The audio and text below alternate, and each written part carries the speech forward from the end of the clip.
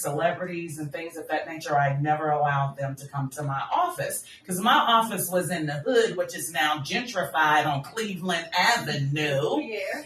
And they would hear about me. There's a studio upstairs in my building. It's on the other side of Cleveland Avenue, Atlanta, Georgia, where the rappers have all these ratchet raps. Yeah, that's on the other end of the block.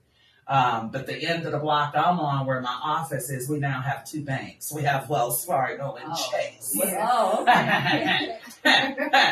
Right.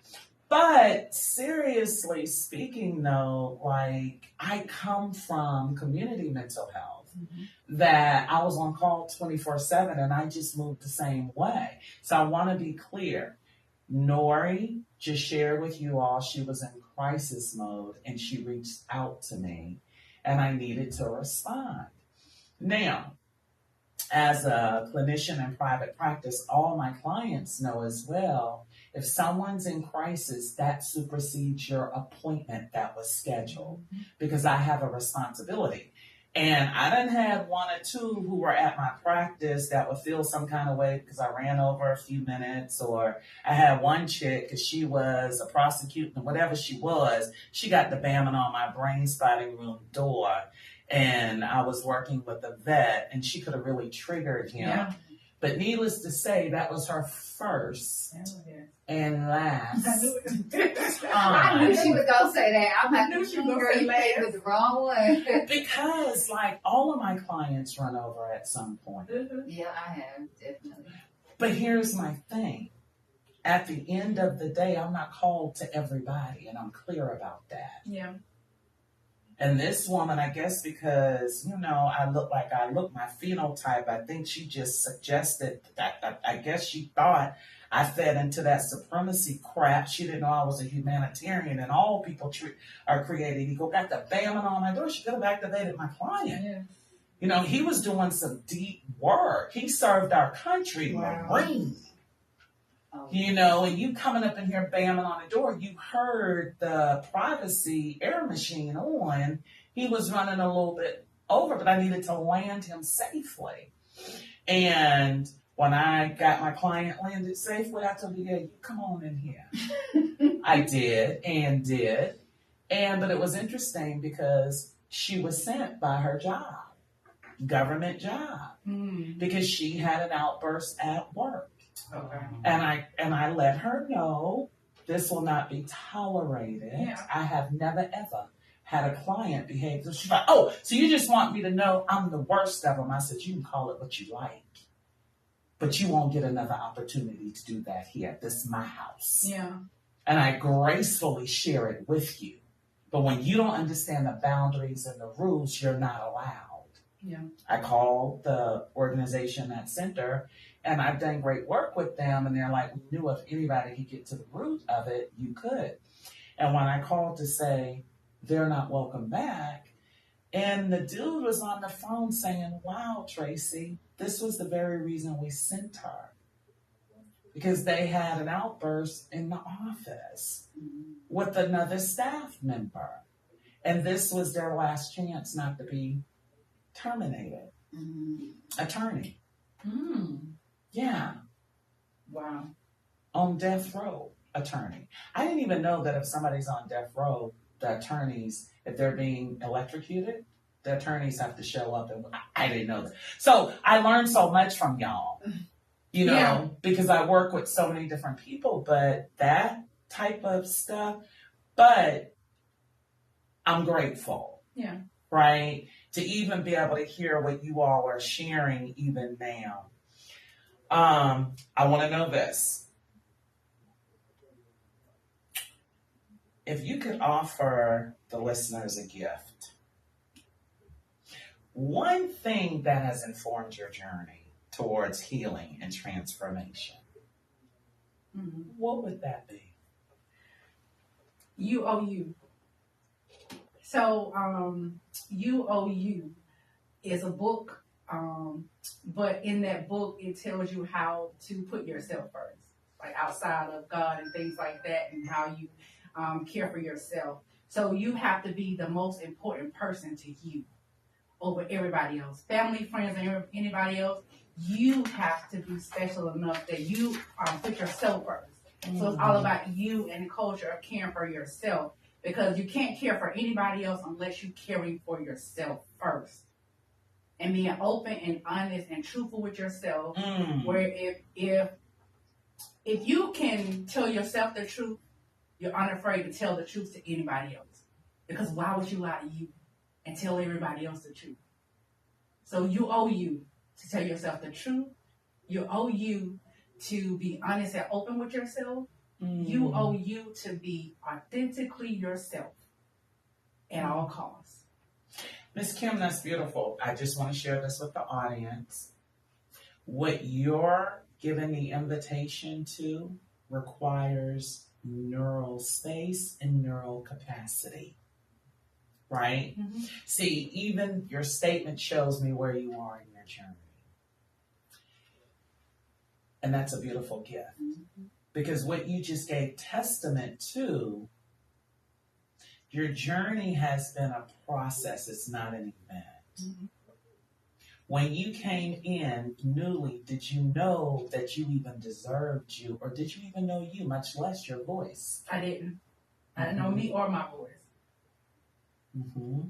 And so what I want the audience to get from what you're saying is, where you are presently is not your final destination.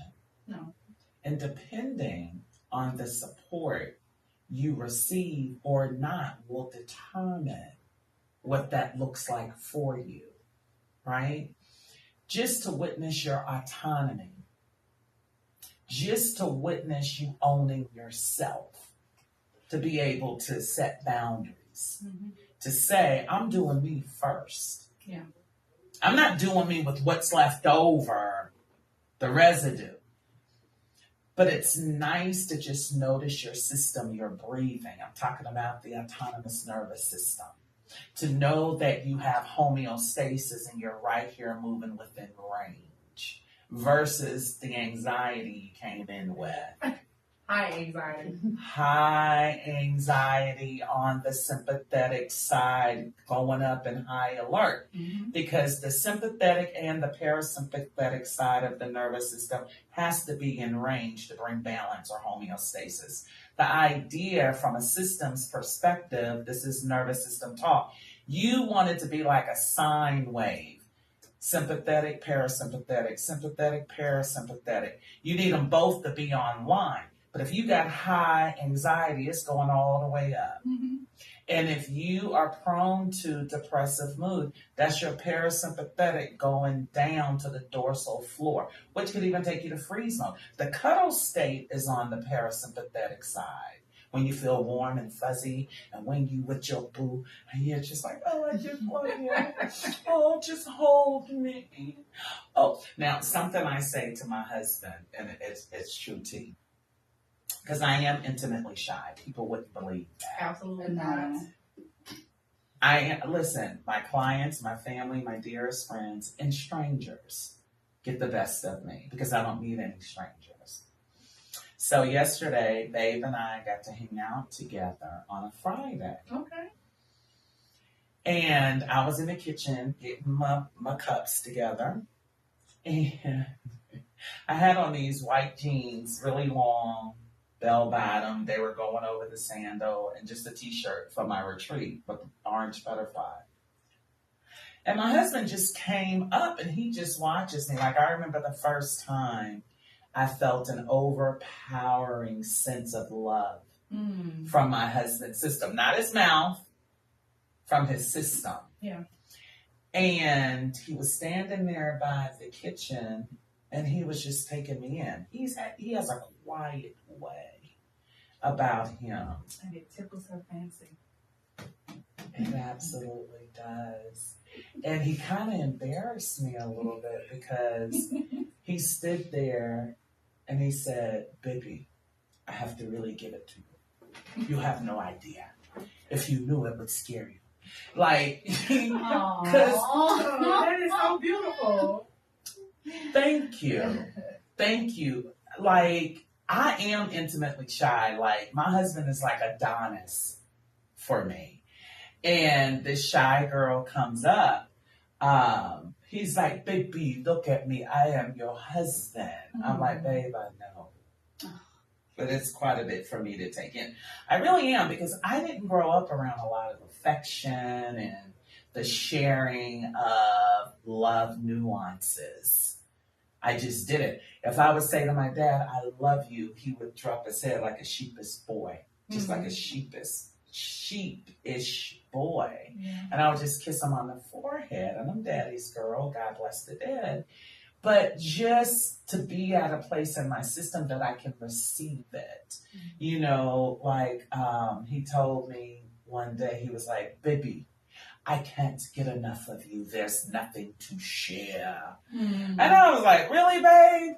I love it. Yeah, but he get a little crazy too, because one morning he got up. He's crazy. He's like, God, I'm praying that any man that tries to take my wife, that you would just take his eyes I out. want that. Give me all of that. Like, don't hold back at all. I'll put all of that. It startled me. I'm like, babe, you can't say that. He was like, baby. He already said. He said, wait a minute, you Yeah, can't take my kidding. jewel. You can't take my jewel. This is my jewel. And I'm like, babe, you need to stop. Because can't nobody take nothing that's yours. When people engage with that kind of behavior, they made a choice. Yeah. Right? Yeah, but I just think it's cute the way he's. I love it. Yes. Thank you. Thank you. But there are some that think, oh, she drank the Kool-Aid. No. I asked God for the man that he groomed for me. Yeah. And I just feel like if he can give a stranger a hug that was that powerful, I just imagine what he's everything else that's coming off of him. because I just got a little taste of it because I'm Tracy's client, so just imagine being the wife. Well, I'm going to tell y'all this, and then I'm going to ask you to give your lead. Seriously, it's about frequency, vibration, and spirit. We truly do attract who we are. Yeah. Like, my first picket line was 4 years old. My mom didn't even tell me that. My cousin Cricket told me. Everybody you know got a what you're cousin doing? named Cricket. I know. When you're from my hood, you got a cousin named Cricket. But seriously, my mom, I said, Mom, I was on a picket line. She was like, oh yeah, I took you and Sam. I called Thelma and told her, yeah, I'm taking Sam with me. The old cigar factory in Charleston. Wow. Who knew? But Cricket told me, but the thing about it is, being a social justice proponent, like the life I have, I could have never purposed it for myself, seriously. So even my husband, just whatever's in my life, like it came at a cost. Like I've never had the pleasure of just sitting up eating bonbons. You know, there was always something to be and to do. And so my resource is my faith. Yeah. I didn't rely on me because I done been in some sticky stuff, you know, but I think once we're able to surrender to the fullness, to the authenticity of self, where it's not about what you think or what you said or how you feel. But when we honor our own selves and say, look, because regardless of the choice I make, it's going to be on me. Yeah, people will gas you up. Yeah. But then when your ass get caught up out there, where they at? Well, if I You know, so it's important to own yourself and to recognize that there ain't no shame in getting what you need and asking for help. We weren't taught that. Suffer in silence, but we weren't even allowed to call it sufferance. You know what they tell you? Endure, that means you strong. Bullshit. Yeah. Strong. And look, I'm going in the corner and I'm crying and I'm a waterhead. Everybody knows it. But even I was ridiculed for that growing up. In my house, my mom and sister, I'm clocking them right now. They can say what they want to, but I won't tell the truth. They ain't gonna make me no liar. Okay. Nor could gassing me up. But seriously, they would tell me, stop all that damn crying. So what I learned to do was, because I wasn't going to stop crying, I was going to cry and still move towards what I needed to get done. I didn't know that tears were medicine. Yeah. I just knew how I felt as a kid, bullied the whole nine. And my mom and my sister, because my mom's like my big mama, my sister's like my little mama. But yeah, like, they're your tears. That's your medicine. Don't be ashamed to allow your body to respond and to release. That's a release. We've been relegated to a place of bottling up and stuffing our emotions in our community. And I keep referencing the Black community because I'm sitting here with Black women. Mm-hmm. That's not my whole world, but that's at the root for me, unapologetically. But like, that was a sign of weakness. Yeah, absolutely. You know, punk, you this, you that. Well, see, I remember my dad saying, you better start crying. I'm gonna give you something to cry for. Yeah. So that was what I remember. That's why I'm not like a water bucket, because you get beat for crying. I got a whipping, but I still cried. Okay. And see, I took the opposite direction, Yeah. right? I got enough whippings. One wasn't gonna be for crying, so I just took that. you made a decision. Yeah, I made a decision. What about now? Now I do cry. I cry, but most of the time it's like happy, grateful, thankful tears. Nice. I'm not crying because I'm sad. Yeah. I'm crying because my nieces are at the house, and I'm like, this is what this house is for. So these kids could have all this room to run around, and my dad can go upstairs and watch the old westerns, and my mom in the kitchen up burning up stuff because she don't use a gas stove. Like, that's the stuff that brings me to tears. But it's like happy tears. Baby, that's joy. Yeah, that's joy, yeah. That's Sheer intrinsic. joy. Yeah. Yeah. I feel like that's the closest that I actually get to the source right there. Okay. Looking at my people. That's beautiful. Yeah. That's your family. Listen, Mm-hmm. you're connected to them and them connected to you. Yeah. I wish I would have found that dinner, though, that you had me out there working with your people, though. I'm going to say that. That was one for the books.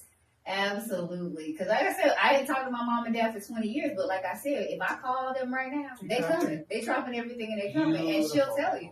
Because as soon as I called them, hey, I got us some reservations at Fogo de Chão, and guess what? We all was there, like, what, the next day? It was amazing. Oh, wow. Yeah. But And for me, it was therapeutic. Because to I see kind it, of to sent, witness it. well, I sent her out there in the deep, Okay. right? Because Yeah, I'm you like, do that. I do. But I'm not willing to ask anybody to do anything that I'm not willing to teach Mhm. and I'm not willing to join. Yeah. Like, I can't be having y'all out there like that, and then 10 o'clock if you having a whatever episode, good, because it's not all about the sad part. Like, tears aren't always for sadness. Right. They can be for joy, but from where I come from, there was no such thing as tears of Of joy. joy. Mhm. Let me say that for the record. And like, even when the composite board talk about dual relationship, one of the things I'm challenging as an apologist is who you talking about. Because most of the laws are written from an individualistic perspective, individualism. Listen, I'm an indigenous woman. I come with community. I come with folks. Yeah. And how do you try to remove the less than 10% of the ones that look like me who out here doing this? Like, no, this work is about embodiment, body to body, soul to soul. Like, I was in an ethics continuation credit class last year, and the woman was like, well, 85% of our clients lie to us. I was sitting there saying, well, who the fuck she sitting with? They don't trust you. Yeah. Hell you talking about? What? How? And I don't believe that. But if people don't feel connected, if people don't feel comfortable enough or safe enough Mhm. in their system, if people feel judged, if people don't sense that you can hold what they're carrying, Yeah. Right.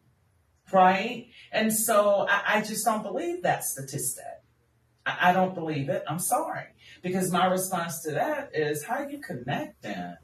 What's up with you? Mm-hmm. Is what I want to know, because there's no relational piece going on. Your client's not connecting well, or whoever did that study. Anyway, Norica, I like her. My clients are all good people. They're good people. What do you want people to take if you have one gift? My gift, I know for sure, like hands down, is being able to detach. I know for a long time, like I am a box checker. Like you go to school, you get this, and this is how things are supposed to be, even down to my marriage. Mm-hmm. Like I have to understand that sometimes things are not gonna go the way I wanted to go. Sometimes things have ran their course. Sometimes people get to do things that don't necessarily benefit me. You know, and I had to learn that the hard way because that really stressed me out for things not to go in chronological order in which I had determined that things are supposed to go. Because even if you come to my house, I've got lists, and this is what I'm doing this year, and this is what I'm doing this month, and this is what I'm doing this week, and God forbid something goes awry. I can't take it.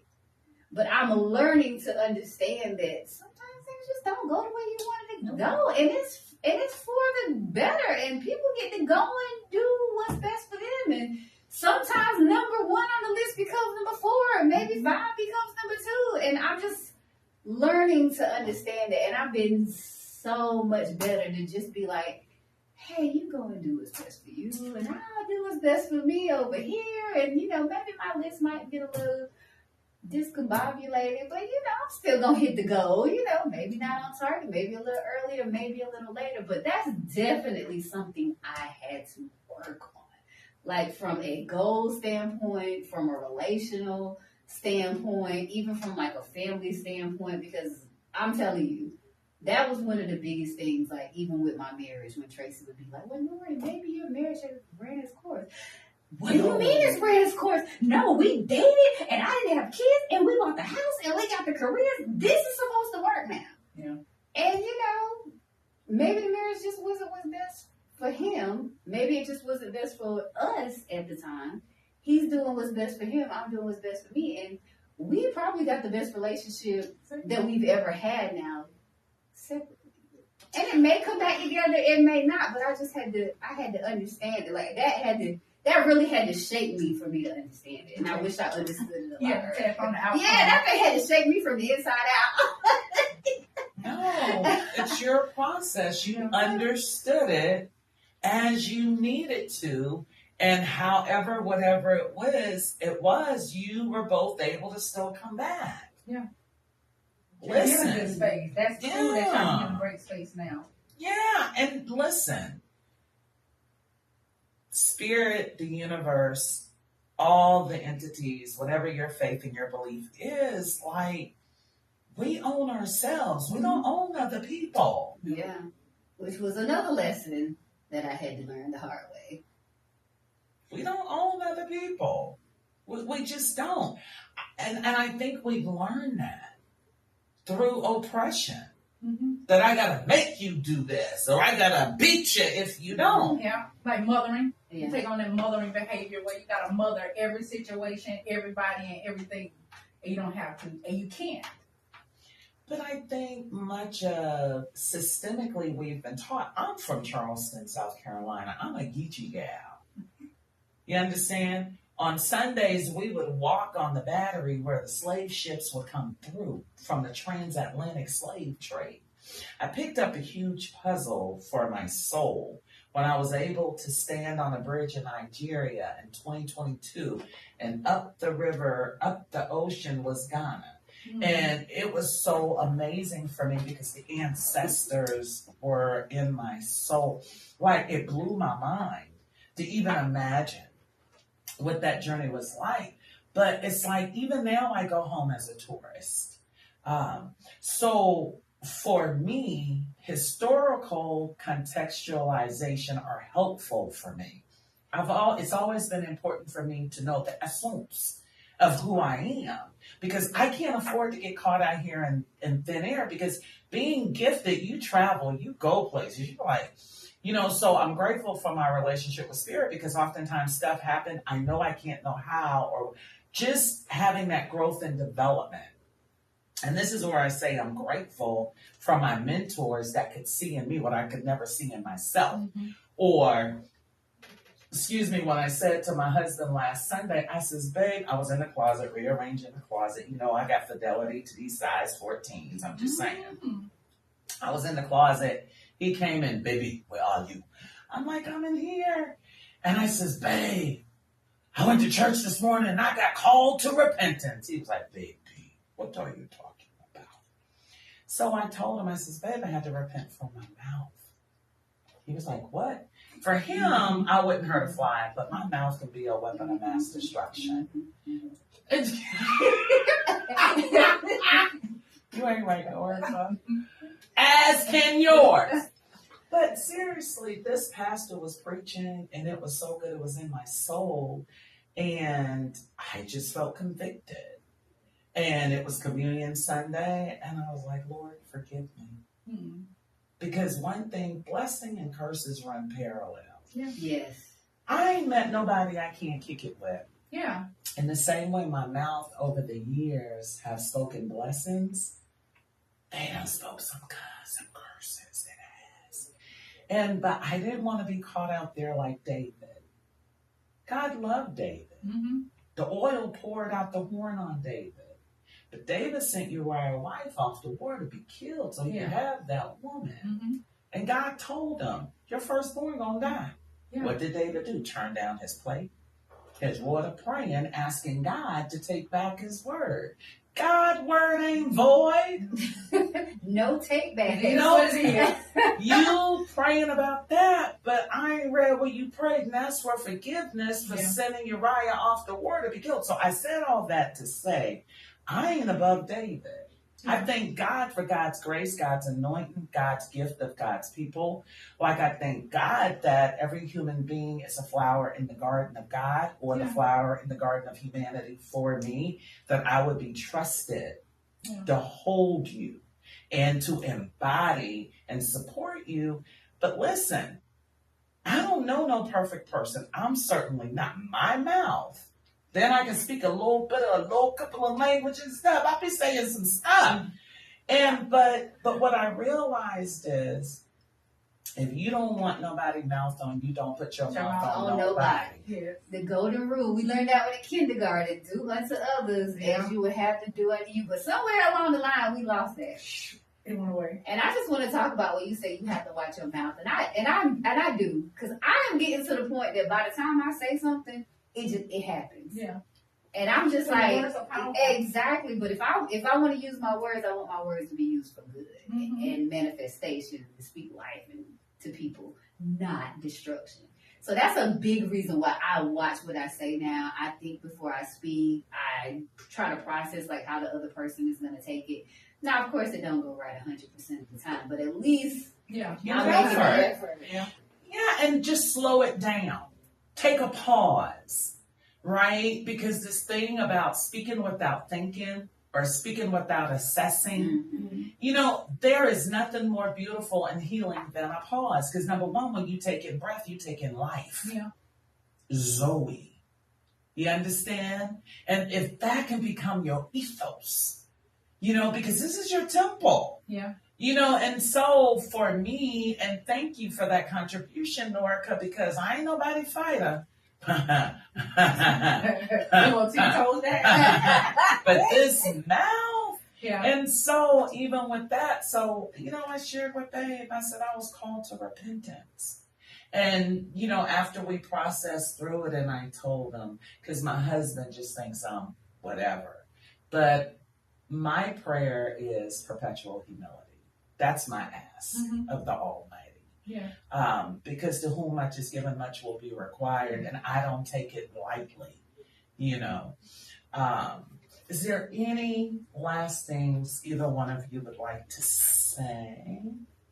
I would say this: if you haven't tried brain spotting, I think it was one of the gifts that was bestowed upon me, and it changed my life. Like my mom passed away, and I was able to recall the whole experience through my brain spotting.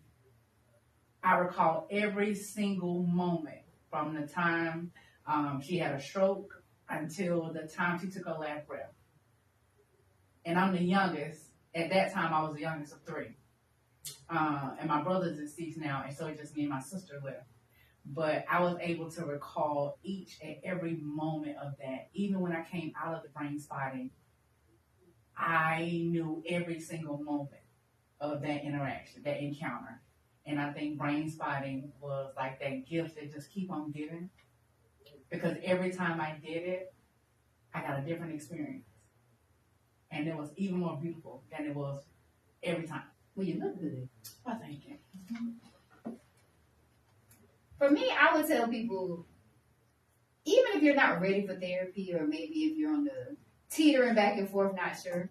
One thing that I found that actually works is sometimes if you just be still and shut up, that will eliminate a lot of problems. Because I'm not actively in therapy right now, but I have taken a lot of what we've done together. Of course. And like I said, a lot of my problems have literally just been eliminated, but sometimes you just be still and shut up. Yeah. That is what it takes. Well, that's a skill. And I'm going to go here with you, Norica. You made an investment over years with your work. Every week, I told you, don't bring me your insurance card. If you tip in the valet like that, do not bring me your Blue Cross Blue Shield card. I did. You did. And your husband's like, I got it. I said, I'm not talking to you. You remember that day? I do. And he was like, okay, Miss Tracy, okay. Liberia in the house. But because let me tell you something. Every human being, your health, your wellness, your transformation, your healing, call it whatever you want to, you're worth it. Let me tell you something. When you make an investment in you, there's no greater investment. And the idea is everybody, my husband always says, know your level. You know your level? Those who have it get to give sometimes for those who don't. Now, if you tip in the damn valet $300, don't bring me no damn insurance card. Don't, do not bring me. But I still would bring that insurance card. Like, you want this? No. Yeah, no, she didn't. But because what I'm saying here is, I love Norica, but Norica, one of them break hard-headed people. When you hear somebody say they rode off in the sunset, away from all they knew for 20 years, Yeah.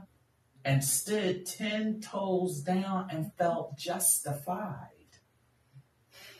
Beautiful breath. Yeah. That's real talk. That's deep to me. Yes.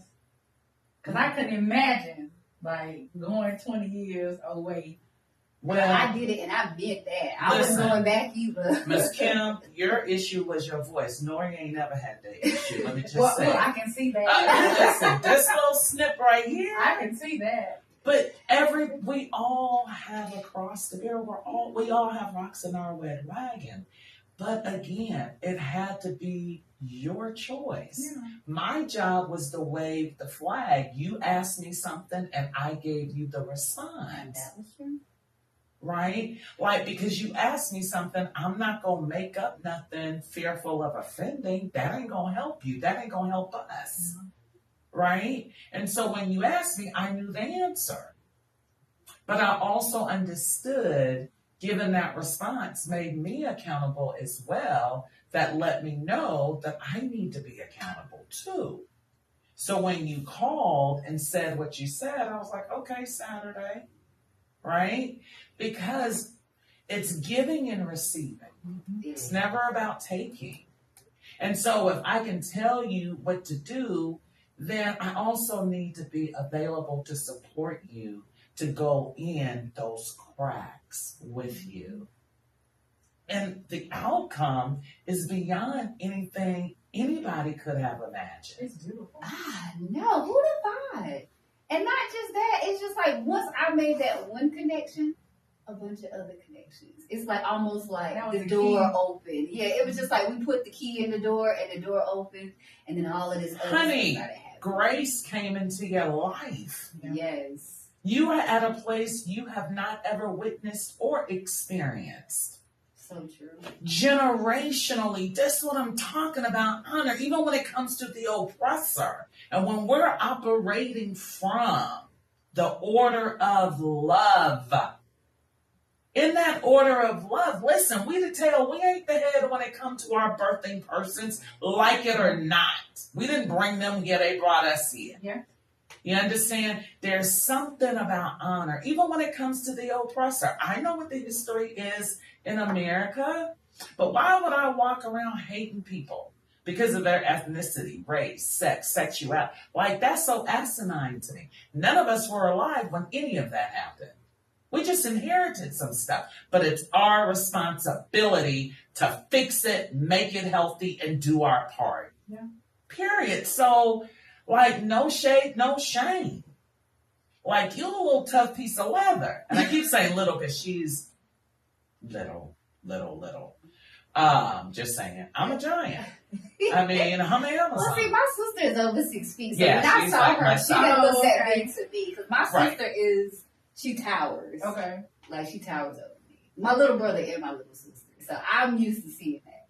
Nobody's short but me and my mom. I'm just Oh, and saying. everybody else is Everybody else giant. How about when we were at the dinner table and your dad, I immediately fell in love with Nori's dad because of his love for his wife. Okay. He loved my mom. And Nori was going, you want to share with them what you were saying? Oh, you as we gonna go tell to that one close? way better. We're sitting in one of the finest restaurants in Atlanta. And I'm sitting at the table. Everybody know I'm greedy. That's why I had to have a gastric sleep, just saying, for the record.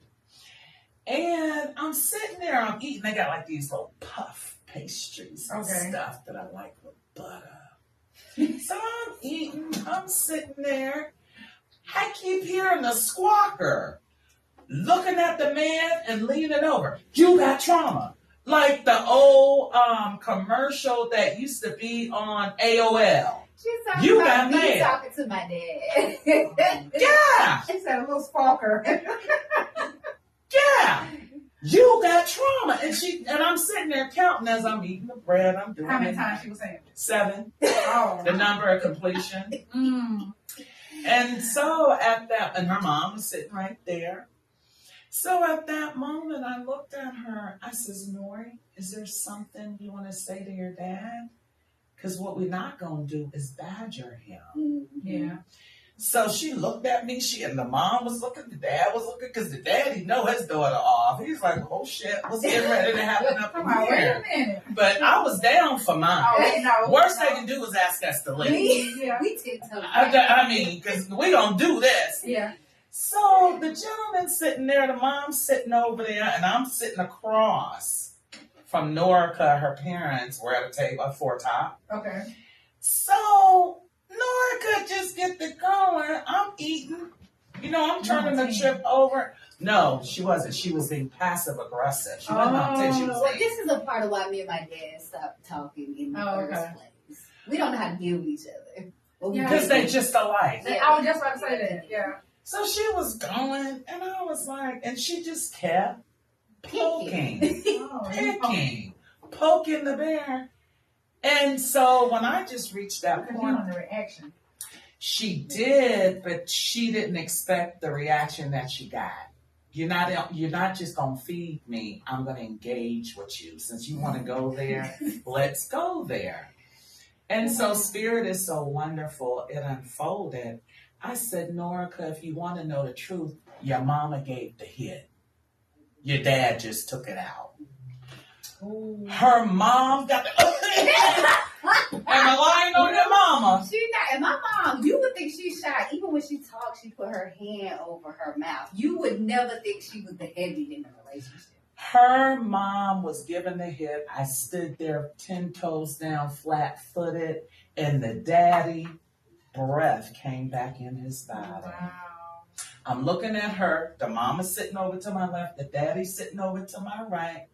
I said, Norica, you're poking at your dad, but your mama was the one giving the hit. Your daddy just took it.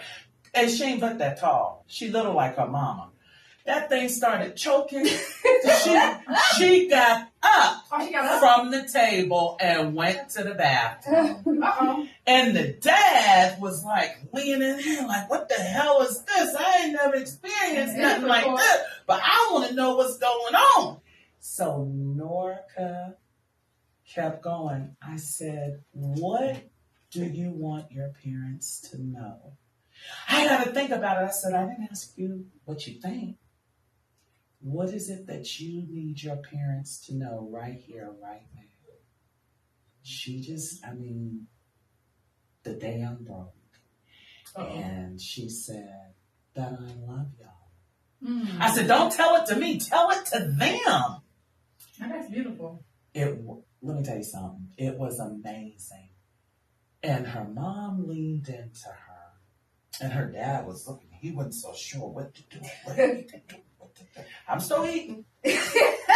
I'm still eating. I'm watching the show. This is, honest to God, I would not make it up.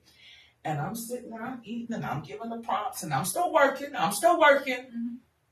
And the mom leaned into Norca, but she gave her husband that look. Uh-oh. Like, Negro, you better get my child. I got so tickled. I was like, there go the hit man right there. Mama the hit man. She gave her husband a look, and that joker went over and embraced his child. Tracy said it, and then we saw the action of what Tracy said, like to the very immediate future. And it was just like, wow, like this is what's been going on the whole time. Who knew? Wow. Spirit. Yeah. I don't know you people. Y'all know how I work. Yeah. And when we were leaving, because Norca gives her parents money and stuff when they come, she knew money. Gave her daddy $100 bill. This joker running with a 20 or a 50 talking about valet. I told valet, yo, player, throw that Caddy XT6 on that. He tipping for all of us. I know, right? I said I have to give my daddy small bills because I give him 20s and 100s, And but then he just give them away. Oh, He don't care. dude went in his pocket. You know, my mama say I'm a hawk behind money. Now I'm gonna work. When everybody's sleeping, I'm working. I'm thinking. Yeah, you thinking. I said, yeah, put that caddy on that. And her parents hugged me as I was leaving. Her mom about this tall. Y'all know I'm a giant in Arizona. My mom's smaller than me. Yes. So I leaned down. She embraced me and she whispered in my ear. She said, thank you for taking care of my child. That blessed me. Yeah. And her dad hugged me. He said he former military. He more formal than these Negroes. Oh, okay. He's a man of distinction. Let me say that. I'm teasing. They just Norwood good. Canty, let me just say his name. Have you seen this is the business that I started. Canteen. Canty's Candies. Canties. But that's my dad and my granddaddy's. That joker hugged me. He said, I knew I liked you. But I didn't think I would like you like this. Thank you for taking care of my child. Wow. Girl, bless me. Yeah. Because he assumed probably that it was going to be an attack session on him. He didn't know he was going to receive support. Yes. What he's been needing this whole time. Black man in his 60s, did what he had to do the best he could. Yes. You understand? To take care of his wife and three children. You understand? Yeah. Now I do. Now you do. I do. He had to be the head because he was going to protect his wife and her right, wrong, or indifference. Because that's his wife. How long have your parents been together, ma'am? 43 years. Oh, that's beautiful. You got what I'm talking about? Yes. So then he comes to Atlanta, me crazy Tracy. Buckle up. But it was so beautiful. Like, healing, like that was just beautiful. Just like when your daughter came to the office. I love little girls. They big girls. They women. They grown. Women. They grown. For real, grown. Yeah. And Miss Kim was in my office, and I don't think you'll mind me saying this. Absolutely not. We did such deep work with Miss Kim. And one day I was just talking to her, and I said, Miss Kim, how's your oldest daughter? Just with the circumstances around her birth and all the things. I said, Miss Kim, I think your daughter got impacted Yeah. by what you went through. I said, I would love an opportunity for your daughter to come if you're comfortable with inviting her. Mm-hmm. I would love her to have the opportunity to ask you anything she wants to know about her birth story. Mm-hmm. Her daughter came. I was like, okay, I've seen this trauma before because her daughter was carrying it in her body. Yeah. She looked like a blow-up doll. I was Mhm. like, oh yeah, that's trauma. We can take that. Okay. Yeah. We gonna go in and grab that right quick like and how much weight has your daughter lost to date? About 70 pounds. Wow. I like you. That's a little lot. less than you. Yeah. The body keeps the score. You read that book? Oh, absolutely. Listen, Yes, I read that book. that baby endured in utero Mm-hmm. to preverbal trauma. Yeah. And to look at her, I saw it. That baby got herself together, went and got a job. They gave her benefits so that she could go do her own therapy. And she's still doing her therapy today. Oh, Congratulations. Thank you. yeah, that's a good mama right there. That's an excellent Yeah. mama right there. Yeah, that's sacrificial lamb mama right there. But now everybody got to stand on their own today. Yeah. Right? So trauma shows up differently in all of our lives, right? I ended up with a non-Black husband because of my fear. Yeah. Because I thought if Black men raised their voice, that meant they were going to become violent. Mm-hmm. Yeah, and I removed myself from my whole family for 20 years. Yeah. And I think, like, just going back to what you said, like, we all got our stuff, but we got to meet. We got to meet in the We middle. got to meet because it's still It's not still helping work. us get to where we need to be for the long term. Yeah, there's still work to be done. Health and wellness, that's the goal. It's They go not about hand in right hand. and wrong. Yeah, health and wellness. So we got 3 people around here. And I'm going to tell you right now, most mental health clinicians were led to the work as a result of their own trauma. Don't let them shit you. Mm-hmm. Let me just say that for the record. Right? But even with that, we all are in the human experience. But the bottom line is, regardless to our story, because every human being has a story, trauma hits the same part of the brain and the body. We're more connected than disconnected. Mm-hmm. But being able to have what is required, what you need to be able to make those connections with yourself so you can go in deep. And let me just say this for the listeners. I am a brain, wise, body mental health clinician. I am trained in brain spotting. I am trained in somatic experiencing. I'm also trained in SE. And so my grace has been that Spirit has led me in a direction to those trauma-informed healing modalities that helps me organize my gift, if that makes sense. And so with that, like, I wish there was a different name beyond therapist, but it's not. And I am licensed and I do have responsibility. I am regulated by the composite board and all the things, but it's deeper than that. Yeah.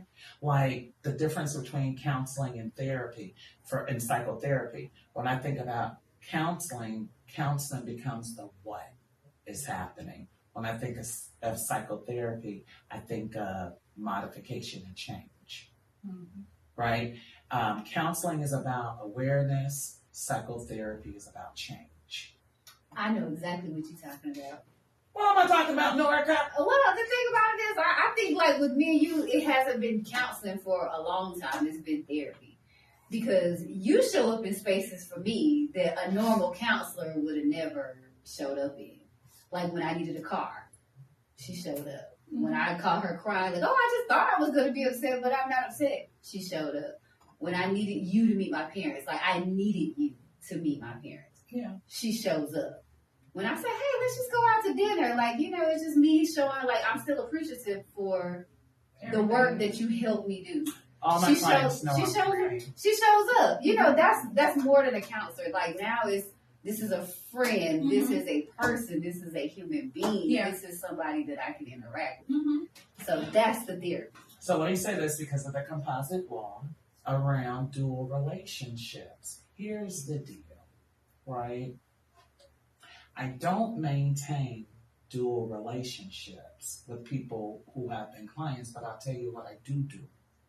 I embody what therapy is. Because every individual needs something different.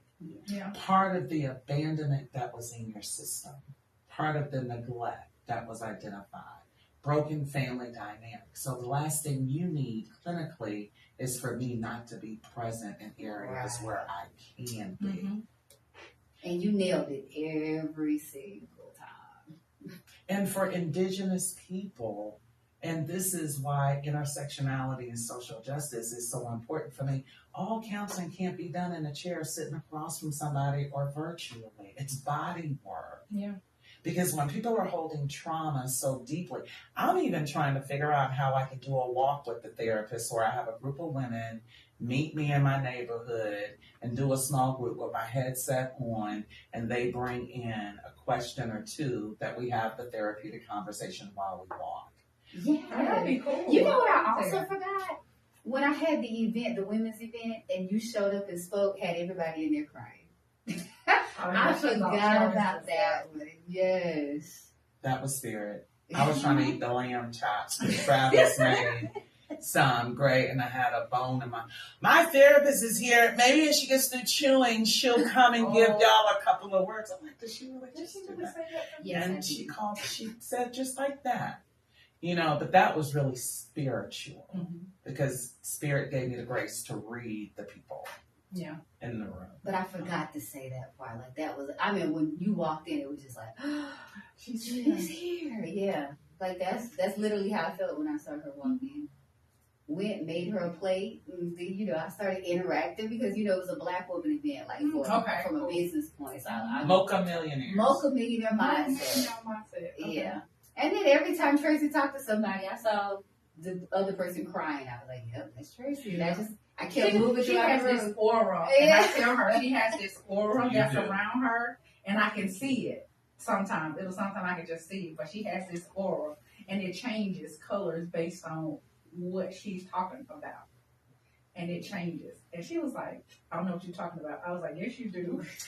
Listen, this is not my job. This is my call. And I am just grateful to be a tool in the hand of God. It's just that simple for me. I keep myself clean by way of composite rules and regulations and things of that nature, but I got to see about the people how I'm led as long as I'm not breaking laws. Like, it's not the what, it's the how. Yeah. And so I'm not afraid of people different than me. I'm not afraid because you speak Spanish or Turkish. I'm not afraid because you're Jewish. I'm not afraid because you're Palestinian. I'm not afraid because you wild as hell and you've been a bully your whole life and now you think you're going to come bully me. Yeah. That's fun for me. That's grace. It's love. Yes. The only way to walk is with abundant love. So, that is my deal. I'm a love child. I was born February 13th. My mama couldn't hold out for a couple of hours, but nonetheless, on a Friday the 13th at that. Oh, wow. Okay. So, thank you, ladies, for being with me today. Thank you. I enjoyed Thank you. myself. Yeah, I really enjoyed myself. This was just like a conversation with friends. That's what it is. Conversation with friends. Yeah. Listen, this is part of my goal that we demystify what mental health, what therapy looks like, and all the things. Because for people that look like me, if it ain't real, it ain't happening. Mm-hmm. And my community needs healing. All communities need healing. But one of my big focus is on Indigenous groups that have been long forgotten and thrown away, right? And so that's important for me. My boy is Black and Hispanic, or I should say Latin American. But with that being said, there aren't a lot of safe spaces we can go where we don't have to explain our hair.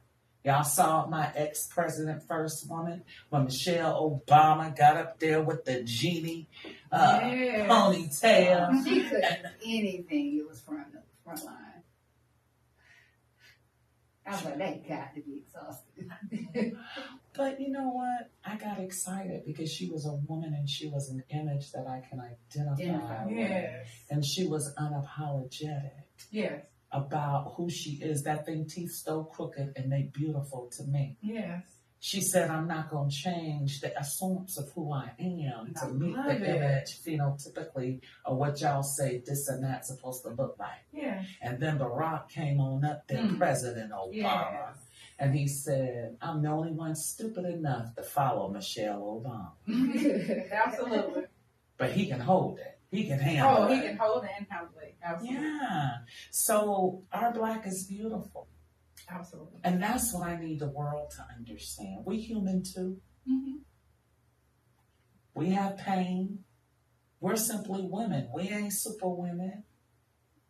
Yeah, we love. We have sadness. We work hard. We take care of our families. We have respect and honor. And we're not angry Black women. Not all the time, but every sister who yeah, don't not all the experience. time. Yeah. You know, we can't pathologize anger though. When they talk about angry Black woman, they coming from a pathological perspective. Yeah. See, they give the sound bite of our response, but they don't ever give the full picture of what really happened that initiated me to have to snatch your ass together. Right. The backstory, Yeah. as I refer to it. Right? And so the bottom line is we have been masculinized out of our survival and how we've been relegated in society. It's historical. Like for me to walk around being frail, like I don't have that luxury like that. But what I can have is I can have health and wellness and know my limit and know that I'm simply but a woman. And I am sensitive, I am vulnerable and unafraid to express that. And when you start calling me strong Black woman, and I tell you, nah, baby, that's pathology. I'm simply Tracy, unapologetically Black, and she is woman. Yay! Yes. I knew it was something about that dress she had. Absolutely. It speaks to her personality. It's part of being liberated and free, y'all. And that's what your journeys are about. Yeah. It's about liberation and freedom. And that's why I said programming earlier, because we weren't programmed to know we're free. No. We were programmed so others could lord over us and keep us in check. And that's most women in a patriarchal society anyway. But when you start talking about the intersection of woman and Black, that becomes a whole different dynamic. So I have pride in the skin I'm in. Excuse me, not many oppressed groups can say that they've gained equal footing with their oppressors. I'm a whole licensed professional. Nori is a whole engineer. Miss Kim is a whole banker of over 20 years? 26. Oh, excuse me. You better do it, Kim. Excuse me. So community, what I'm saying here is don't get caught up in the hype about how you make your living and think that's your value. Yeah. Right. Be human first, because you'd probably freak out to know some of the folk I have sat and continue to sit with, but it ain't your business, because every client is protected by HIPAA. I can't even come to court and talk your business unless you sign a release of information, and I'm going to advise you don't. Yeah. And if it don't benefit my client, I have nothing to say to the judge. Period. Because you need to do your work, and you need to do your work deeply. Thank you, ladies, again for joining me today. Thank you so much for allowing me. Yes. Oh my God, it is my pleasure. And I do want to ask all the listeners to please rate us, review the Resident Therapist Show, subscribe, comment, and follow the Resident Therapist on YouTube, on Instagram. I am Monroy, Monroy TG. I was like, what are you No, thinking about? that's You not can't right. be how you spell your name. Monroy, Monroy LPC. There you go. That's what it is. And check me out, gracecommunitycounseling.com. Grace, like God's grace. And I'm not a Jesus freak, but I'm unafraid also to be clear about my source. Okay, that's my deal. gracecommunitycounseling.com, or just simply Google me, Tracy Gantley Monroy. And I want to thank the studio. because they've been gracious. So Lionel and Don are actually sponsoring me. They gifted me studio time because they agree it's time for me to fly. And the woman Yes. that, amen, Ashe, and the little short woman out there with Dawn, actually, she got a lot going on, but she owns stations and things of that nature. And she had somebody from NBC or somewhere go on my website. So, Okay, well, she's super humble. Yes. She sure. She just was like, "Oh, I'm just with them." When I talked to her. yeah, I nah, love she comes from TV and stuff like that. But again, your gifts will make room for you. And I tend to engage with people I like. Yeah. Well, yeah. I don't see a reason to engage with people that I don't. I Yeah, gotta steer no. clear if at all possible. That energy gotta be right. But see, y'all have been on a journey doing your work. So many people are operating from a mindset of scarcity, and they got to engage and deal with whoever for whatever. But that's really not the deal. And it's not about external to internal. It's always internal. To The external. Yeah, so you got to start with you at the core. Thank you, everyone, for spending this time with us today and being so patient. Thank you, ladies. And I am Tracy Gantlin Monroy, the resident therapist. And thank you for listening. That was amazing. That was really good.